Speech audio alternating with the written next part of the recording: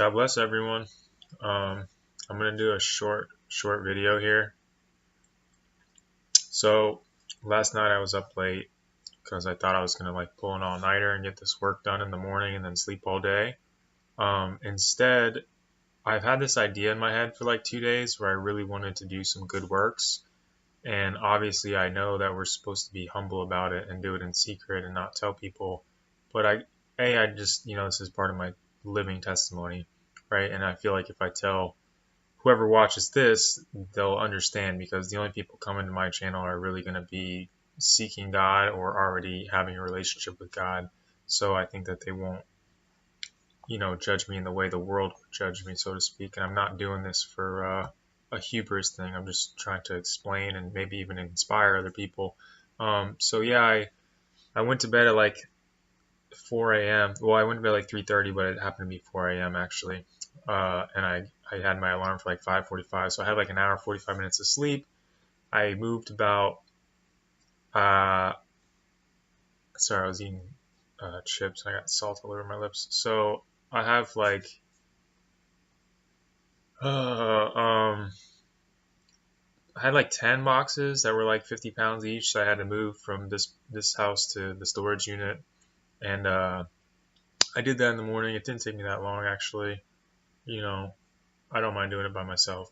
It's totally fine. I owe it to my mother, that's for sure. So I did that in the morning. I came back and I was gonna like just crash, like pass out. And I think I got back, it was like maybe 7 a.m. or something. And uh, I was like, man, I want to do this thing, right? Like I really wanted to go feed the homeless, right? Because I read in Isaiah 58, it talks about fasting that pleases God, right? It's not just sacrificing your own body, it's clothing the naked, feeding the hungry, taking in the widow, the fatherless, all sorts of stuff, right? Forgiving your brother and etc. And so I have all this food here that my mom, like I told you guys before in the other video, my mother doesn't, this food's been sitting in my freezer for like 4 months, untouched for 4 months, right? And it's not good quality food. So like I wouldn't eat it. It's like what you would typically get at, your local Walmart type grocery store, right? Like Kroger, Publix, or whatever, which is probably better quality than Walmart, to be honest with you, probably like by far. But yeah, and then there was one of them that was all natural. But basically, I had two salmon fillets that were farm raised. I've gone into this, don't ever eat farm raised. I had two salmon fillets, and I had like maybe 2.5 pounds of chicken or something like that from like 2 or 3 different packages. And I ended up thawing it all. Well, some of them I had started thawing the night before because I really had this in mind. I wanted to do this. I cooked up like a bunch of servings of white rice, right? Because I don't eat white rice, and this was actually organic rice. So that was good. I did my little chef thing. I put some lemon on it with some amino acids and some. I salted it up. I put some sea salt all over the chicken, and I put a bunch of olive oil on it. So I had chicken with olive oil and the spices, or not the spices, but the salts and the juices, and then I had the white rice, and then I have a big thing of honey I got from the store. I was gonna go down to the Salvation Army and feed the homeless people there, but I saw this guy on a wheelchair. He looked like a homeless veteran. I had seen him the night before, and he was crossing the street the night before, and I wanted to pull over and help him get his wheelchair into my car and give him a ride, but there was cars all around me. I couldn't pull over last night, so I saw the same exact guy in the same exact area of town, like maybe like a quarter mile or so, like a third of a mile from where he was before. And I ended up this time, he was at the corner, right, like waiting across the street. I rolled down my window, hey man, do you need any help? Yada yada. He's like, no, no, and then he gives me the thumbs up, and I'm like, well, screw that, right? So I end up pulling the truck over, which is my mom's boyfriend's truck. I get out of my truck, I start running all the way back to the intersection. Turns out he gets halfway through the intersection, and then both sides of traffic are like flowing, so he didn't even get through the intersection. So he's sitting there in the middle. He's only got like one leg. He's in a wheelchair, beard down to here, bottle on his side, like, and I end up running out there, getting him, pushing him up and stuff. I bring him up to the truck, and I have like candy, I have like fruit, I have like bread, I have honey, and then I've got a huge thing of white rice. I've got a bunch of plastic plates and plastic silverware, and then I've got like chicken with the chicken grease in there and a bunch of it, right? And then the two salmon fillets. So I asked him if he's hungry. He's like, yeah. I give him a nice old plate of food. Right before that had started happening, my friend called me who I'd been trying to get in touch with for a while because I wanted to talk to him. He's someone that I think would be very likely to be willing to hear the gospel, and I want to talk to him. So I've been trying to get a hold of him all week. And finally, we get on the phone because his phone's been dead. He's been working, and he's going through a rough time in life right now. But he's a very fair guy, right? So he calls me, dude. Hey, I had called him earlier. He calls me back. We're talking for like 2 minutes. He's like, oh, you're driving? He's like, man, I really, really need a ride to the job I'm supposed to be at. My phone's at 1% battery. I lost my ride, blah, blah, blah. I'll give you $20 if you can take me up there. And it was really far. I mean, it wasn't really far. It was generally far.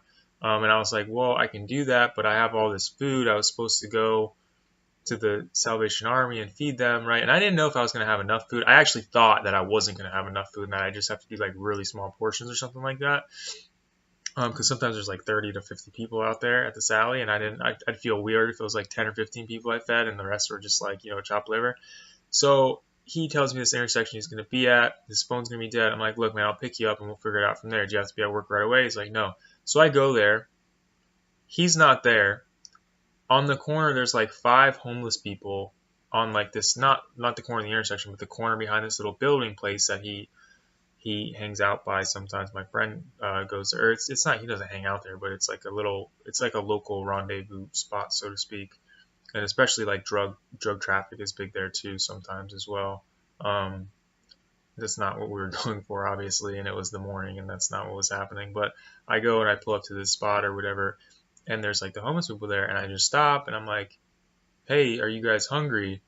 And they're like, yeah, so I pull up my thing and I'm like, you guys want any candy? Surprisingly, most of them didn't want candy, but I gave out a little bit of candy first, and then I had like a ladle and I put a huge thing of, big thing of rice on a plate, and then I put a thing of chicken, and then I took a piece of bread and I poured the chicken grease on it, right? Like half a ladle of chicken grease on the bread and the rice, and then gave them their fork and stuff. I even brought a gallon of water with me and some paper cups and stuff.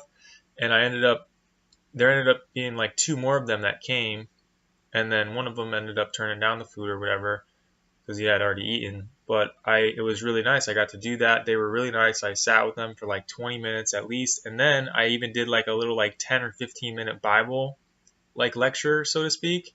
It wasn't like a lecture, but like a little like Bible study kind of, like I read to them like I don't know. It was just really, really cool, and they were like really receptive. And then like all of them, when I was leaving, they were all like coming up to me like, thank you so much, and like, I don't know, they were just really, really nice, all except for one of them. There's one of them that was not really receptive, is the best that I'd say. And then there was another guy that came up, and there was 2 of them that said that they knew the Bible very well, and they were like totally put off by it. And I'm like, hey, is there any chance that you've been indoctrinated to the doctrine of men preached by the churches? Like, I didn't get to go into it with them because I didn't want to push them away, but they the one was hesitant to really do anything about it because he's like, I know all about the Bible, I've read it front to back. And I'm like, well, you're probably not following it if you're in the position you're in right now.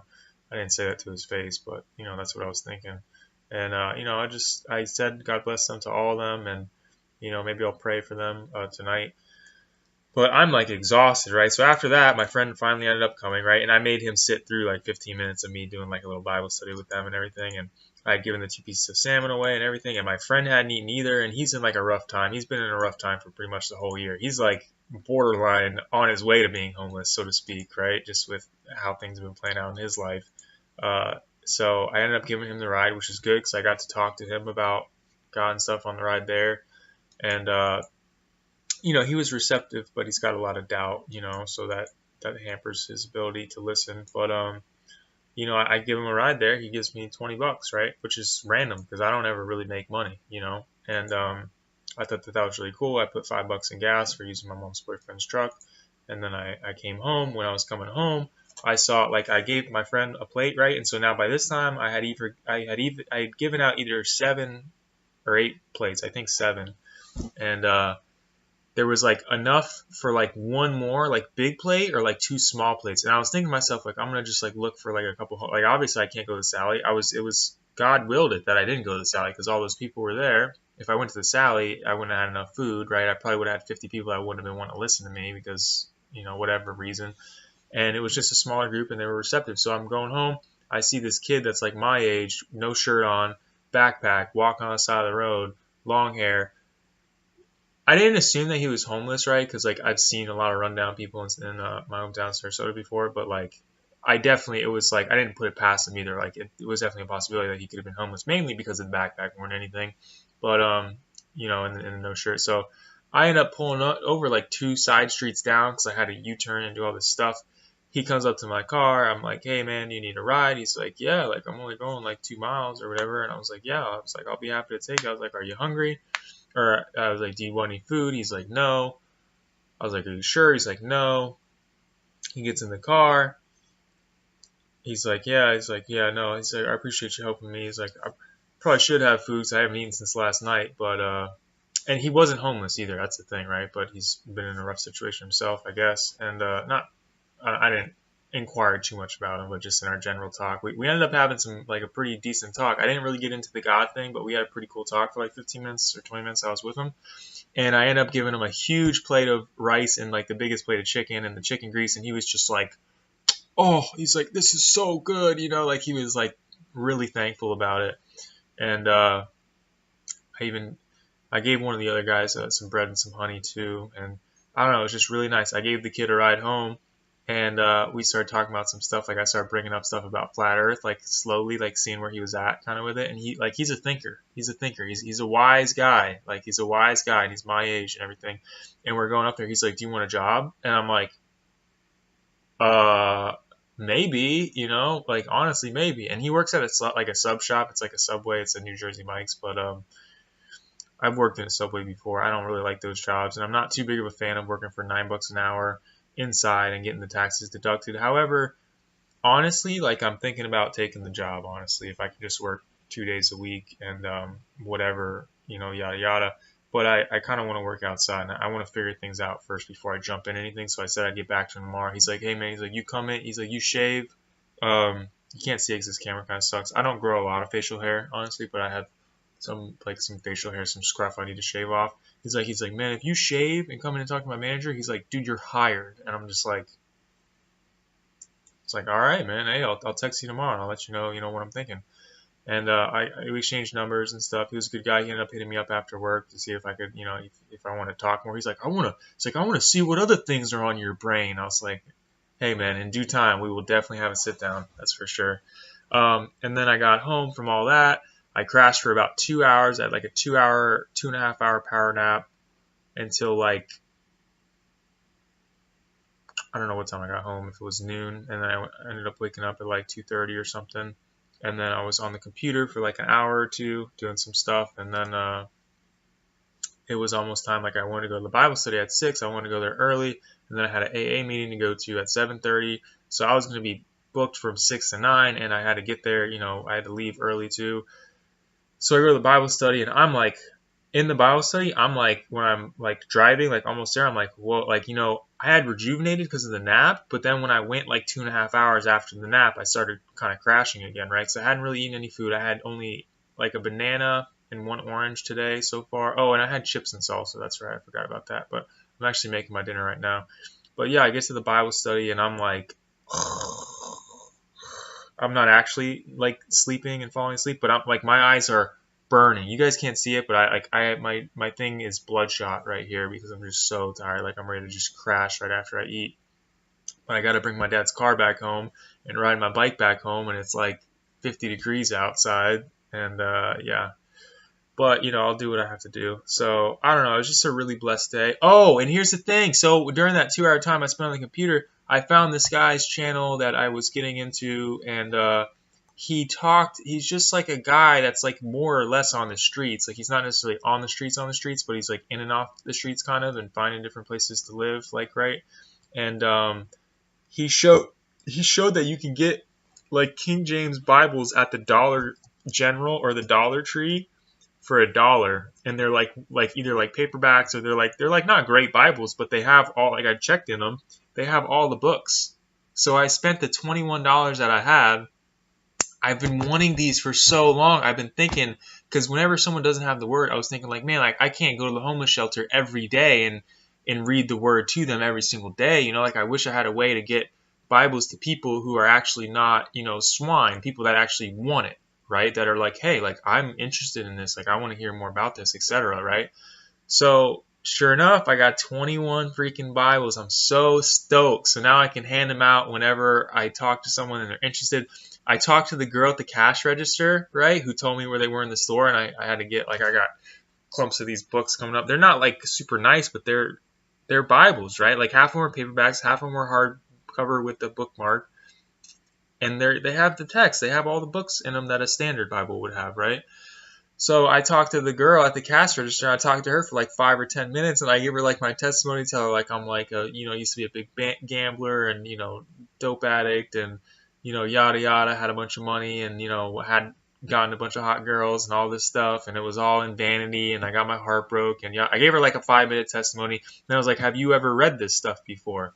And she was like, no. I was like, well, you've never read the Bible? She's like, no. I was like, don't be ashamed. I was like, me neither. For 26 years, I was more or less an atheist for 26 years, and I never read the Bible, not once. So I didn't have any clue what the stories really were. I just had heard about them, right?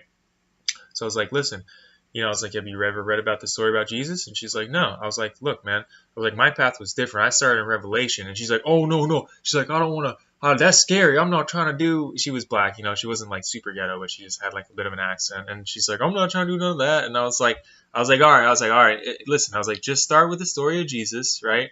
Read Matthew, okay?